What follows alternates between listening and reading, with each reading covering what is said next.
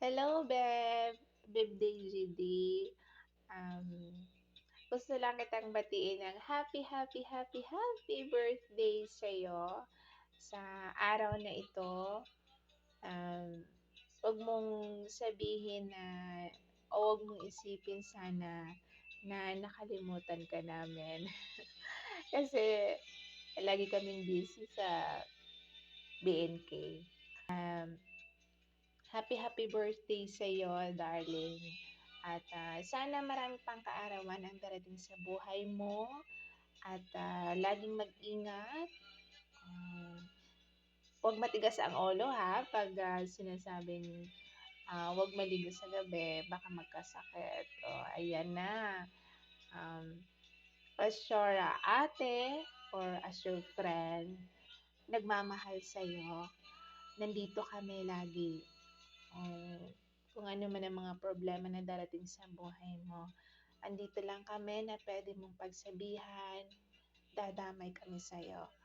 At sana sa araw na ito, mag-enjoy ka sa birthday mo. Even though it's instant video, but it's heartily, nagaling sa akin talaga, na mabati kita ng isang napakagandang kaarawan sa'yo. It's a great day na binigay ng Diyos sa buhay mo.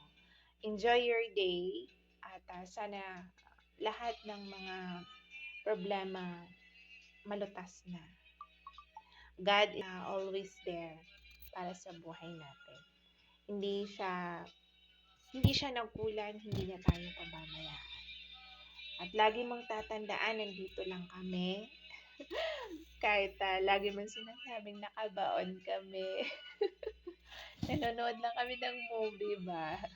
Pampatanggal ng stress. Ayan, nandito kami lagi nagmamahal sa'yo. Huwag mong kalimutan yan. Love ka namin.